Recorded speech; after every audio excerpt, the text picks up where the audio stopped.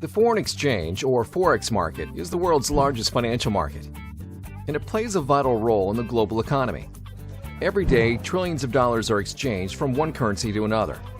This kind of currency exchange is essential for international business. Forex market participants include governments, businesses, and of course, investors. Governments use the Forex market to implement policies. For example, when conducting business with another country, whether it's borrowing money, lending money, or offering aid, a country needs to convert its currency into a foreign currency. Businesses use the Forex market to facilitate international trade. For example, they may need to convert payments for goods and services bought overseas or to exchange payments from international customers into their preferred currency. And investors use the Forex market to speculate on changes in currency prices. Currency prices change almost constantly during the week because the Forex market is open continuously from Sunday at 4 p.m. until Friday at 4 p.m. Central Time. A trading day starts at 4 p.m. and ends at 4 p.m. Central Time the following day. The market has to be open around the clock because of the global nature of the economy. Let's go over some basics of how trading Forex works. When you trade Forex, you're not just trading one product. You're trading two currencies against each other. This is known as a currency pair. The quote for a Forex currency pair defines the value of one currency relative to the other. The easiest way to understand any quote is to read the pair from left to right. Let's look at an example using the euro versus the US dollar currency pair. If the EUR-USD is trading at 1.20, that means 1 euro is equal to $1.20 US dollars. Here's another example using the US dollar versus the Canadian dollar currency pair. If the USD-CAD is trading at 1.25, that means 1 US dollar is equal to $1.25 Canadian dollars. Even though there are two currencies involved, the pair itself acts like a single entity, similar to a stock or commodity. And just like when trading stock, investors profit when they buy a currency pair, and its price increases. Investors can also profit if they sell or short a currency pair, and the price decreases. Let's look at an example. Suppose an investor thinks Europe's economy is going to grow faster than the United States, and as a result, she thinks the euro will strengthen against the US dollar. She can buy the euro versus US dollar pair to speculate on her assumption. If the price of the currency pair rises, she'll make money. Conversely, if the price falls, she'll experience a loss. Now that we've covered the basics, let's look at a few key aspects of the Forex market. We'll start with margin. When you trade on margin, you only need to put up a percentage of the total investment to enter into a position. This amount is known as the margin requirement.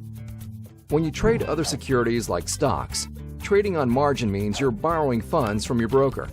However, Forex trades can only be covered using funds in the investor's Forex account. Investors can't borrow funds to enter a Forex trade. If they don't have funds in their Forex account, they need to transfer funds before placing a trade.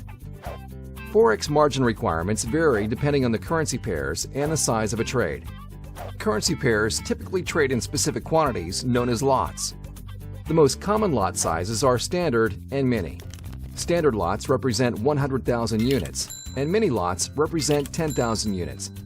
Depending on your brokerage firm, you may also be able to trade Forex in 1,000 unit increments, also known as micro lots.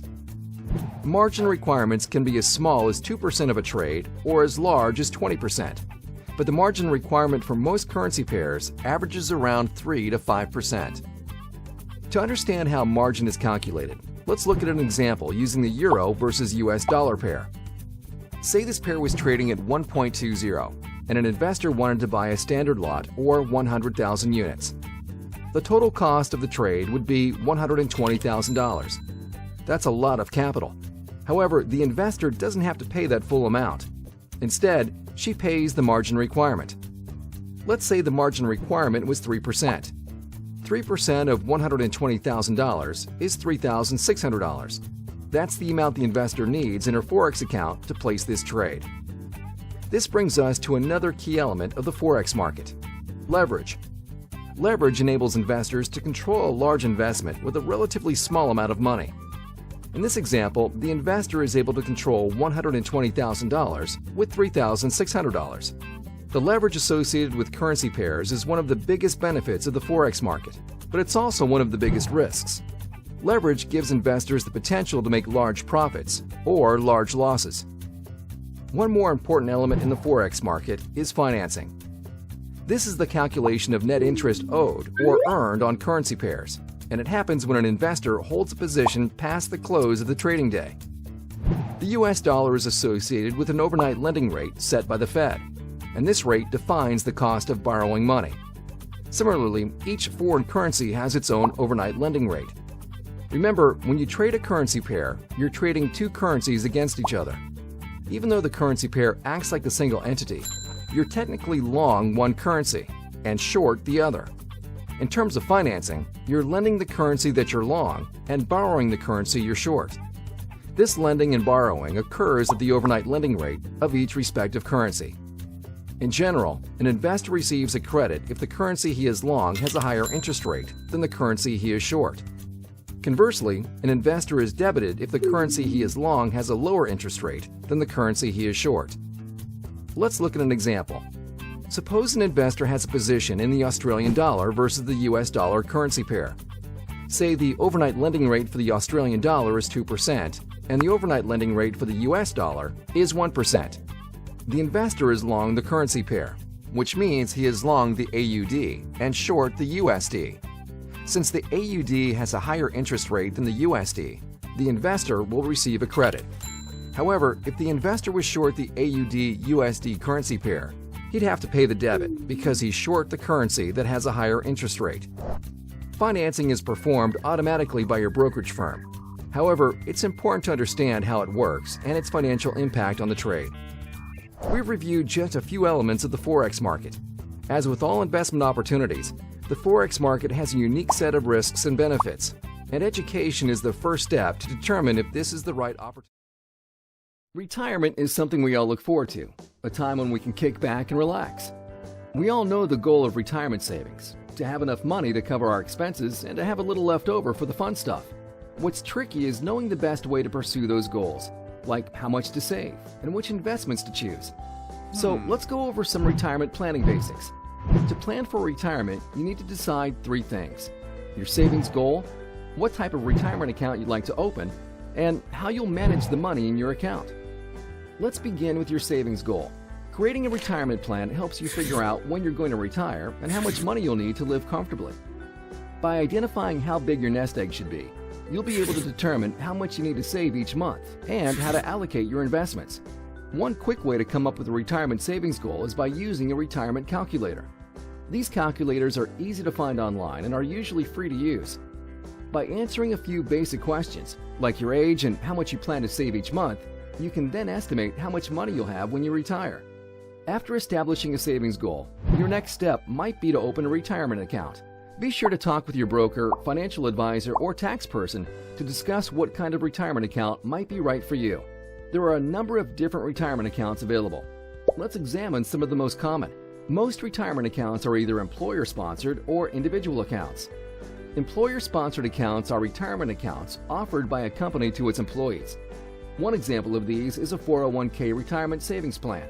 Employer-sponsored accounts can provide a number of benefits, including automatic paycheck withdrawal and tax benefits. Some companies even match part of its employees' contributions. One drawback to employer-sponsored accounts is that your choices for how you'd like to invest your money may be limited. If your employer offers any retirement benefits, you should examine the details to determine whether opening an employer-sponsored account is right for you. If your employer does not offer any of these benefits, or if you would like to supplement your existing retirement savings with another account that offers more investment choices, then you may want to open an individual retirement account or IRA. One of the primary benefits of an IRA is that it allows your investments to grow tax-deferred. In an IRA, you can typically invest in a wide variety of products like stocks, bonds, and mutual funds.